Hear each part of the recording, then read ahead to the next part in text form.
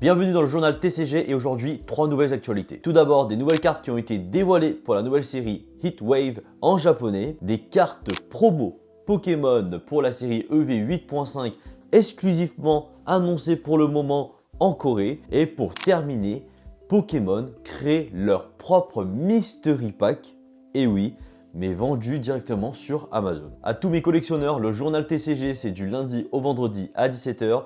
Donc si tu ne veux rien rater, abonne-toi et surtout active la cloche pour recevoir la notification. Et surtout, restez jusqu'à la fin pour pouvoir débattre en commentaire. Allons-y avec l'actu numéro 1 qui est les nouvelles cartes de Ho-Oh, SAR et Cynthia. Je ne l'avais pas prédit.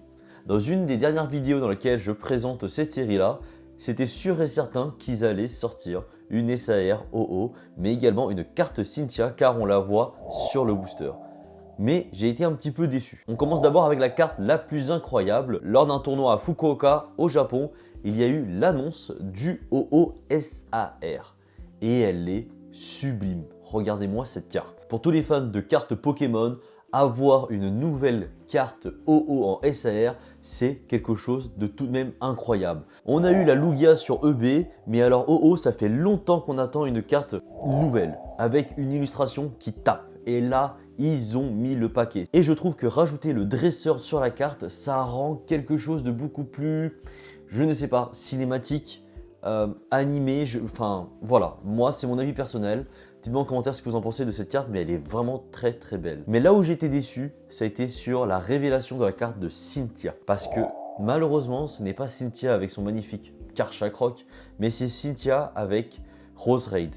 Et ouais, malheureusement, c'est pas le plus stylé des Pokémon, hein, personnellement. Dites-moi ce que vous en pensez de ces deux nouvelles cartes. N'oubliez pas que la série sera disponible à partir du 14 mars au Japon. Donc si vous voulez vous procurer ces deux cartes magnifiques, soit vous les achetez à l'unité, ce qui est totalement faisable, ou bien vous pouvez essayer de la drop en commandant directement sur des sites spécialisés. Donc n'oubliez pas de précommander pour les avoir un petit peu moins cher, c'est mon petit conseil. Actualité numéro 2, deux nouvelles cartes promo de Mentali et Noctali qui ont été dévoilées, mais uniquement en coréen. En ce moment, Pokémon Company propose pas mal de cartes exclusives provenant d'Asie, avec l'Indonésie, la Chine, le Japon, même Taïwan et maintenant la Corée. Je trouve que ça rend quelque chose d'assez formidable. Pourquoi? Ils nous proposent tout simplement d'avoir des produits exclusifs sur des pays dans lesquels on ne va pas forcément acheter des cartes. Et là, le fait de faire ça, ça permet d'ouvrir le marché et toute personne voulant collectionner uniquement les illustrations pourront aller chercher ces cartes-là directement dans des pays comme la Corée. Et en parlant de ces deux cartes-là, pour l'instant, on n'est pas sûr si c'est une exclusivité. Mais pour le coup, on sait que c'est potentiellement deux nouvelles cartes promo qui vont arriver chez nous en France ou aux États-Unis, en anglais, en français ou en japonais, etc., etc. Par contre, ils sont disponibles uniquement dans des coffrets qui sont pour l'instant exclusifs à la Corée. Comme je l'ai dit, ces cartes-là seront disponibles uniquement dans ces coffrets-là coréens. Il est prévu que ces coffrets-là sortent le 26 février pour une valeur d'environ 24 $, ce que je trouve assez abordable, dans laquelle vous choisirez d'avoir soit la Mentali, soit la Noctali avec 4 boosters et un playmat. Je trouve que c'est intéressant que Pokémon commence à créer des exclusivités dans ce genre de pays et en même temps, ça nous permet de surveiller de très près ce qui va se passer par la suite, parce que je pense qu'il nous réserve de plus en plus de surprises. Comme par exemple la carte Mew qui va être imprimée pour le moment à 1500 exemplaires si je me rappelle bien, mais pour les tournois en Chine. Et oui, que pour la Chine. Dites-moi en commentaire ce que vous en pensez.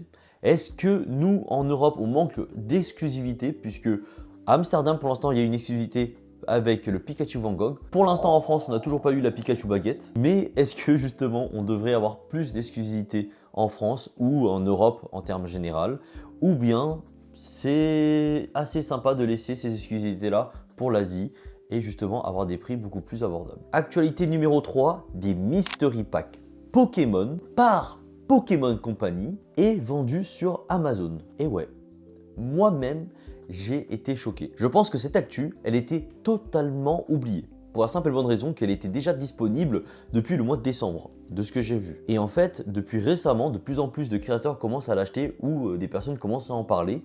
Et oui, Pokémon Company avait créé des Mystery Box totalement officiels sur Amazon. Mais là, c'est le danger. Est-ce que c'est une bonne affaire ou une arnaque? J'ai commencé à investiguer sur le sujet, j'ai regardé les différents avis, mais également les différentes personnes qui ont ouvert ce Mystery Pack et regardez ce que ça donne. C'est la première fois en France qu'on a des boîtes mystères Pokémon qui sont faites par Pokémon Company eux-mêmes. On va voir si c'est une arnaque. Alors ça coûte 24 € et c'est vendu uniquement par Amazon. Un Reine de Glace qui a un booster qui est quand même assez vieux. Un Star étincelante aussi, incroyable. Mais c'est archi rentable pour 24 €. Là, on a gagné de l'argent carrément. Un produit officiel Pokémon Company. Il y a le Zeraora alternatif, imaginez qu'on peut le choper. Ne sont pas posés Pokémon. Et carte gold! Comme vous avez pu le voir, c'est tout simplement un pack en carton fait par Pokémon Company. C'est même écrit officiellement avec l'étiquette que c'est Pokémon Company, avec 4 boosters dites aléatoires dans lesquels on va retrouver potentiellement Règne de Glace, Star étincelante, Faille Paradoxe et je ne sais quoi. Mais je pense qu'il est possible, comme il a été dit dans la description, que vous ayez 2 fois le même booster ou bien totalement des boosters différents. Pour un prix actuel à 23 €, ça semble être tout de même une bonne affaire parce que Star étincelante qui vaut maintenant en enchères environ dans les 10 à 15 € je dirais, Règne de Glace qui est dans le même délire et en plus il y a 2 autres boosters EV. Donc je pense que ça a l'air assez rentable. Mais il est là le petit hic, lorsqu'on regarde les avis. Et oui, est-ce que ce sont des boosters recollés? Encore une fois, est-ce que ce sont des boosters reconditionnés? C'est-à-dire que ça vient de coffrets ou de displays et il y avait des boosters qui restaient pour pouvoir créer ce pack. Pour le coup, ce serait mieux parce que du coup, non triés, non pesés. Ou bien, ce serait des coffrets qui ont été totalement créés pour l'occasion du Mystery Pack Pokémon. Eh bien, écoutez, c'est un petit peu des deux, je pense. Comme on peut le voir sur la vidéo par exemple de Kibiki, il a ouvert des packs et il a quand même réussi à avoir une gold. Même dans les commentaires et avis Amazon, certaines personnes ont réussi à choper une gold. D'autres personnes, en recevant les boosters, ont vu que le booster était recollé. Voici quelques images avec des boosters un petit peu découpés et ce n'était pas qu'un seul booster. S'il y avait qu'un seul booster, tu te dirais, ok, peut-être c'est une erreur ou quoi que ce soit. Mais non, les 4 boosters avaient cette petite coupure et quand tu vois ça, c'est signe de recellage et c'est pas trop ouf. Mon avis personnel, c'est faites attention. Je ne sais pas si c'est une bonne ou mauvaise chose parce que c'est possible qu'il y a des boosters qui sont recollés, mais pour le prix que c'est, ça peut être intéressant pour les enfants par exemple. Donc je préfère que vous fassiez votre propre avis sur le sujet. Est-ce que c'est un bon plan ou bien une arnaque déguisée? Est-ce que vous tenteriez le coup pour voir si justement il est possible de hit quelque chose dans ce genre de coffret? Est-ce que Pokémon Company aurait pas fait une grosse erreur en proposant ça sur Amazon? Surtout qu'il y a d'autres types de coffrets, attention. Maintenant j'ai découvert qu'il avait également les Mystery Packs de Pokéball scellés.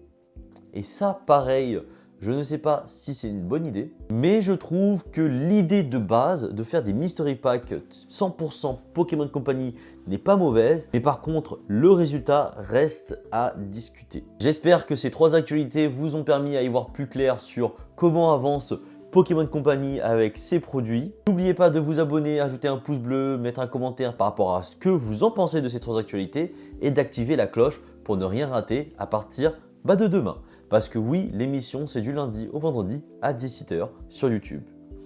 Et je vous dis à bientôt. Ciao.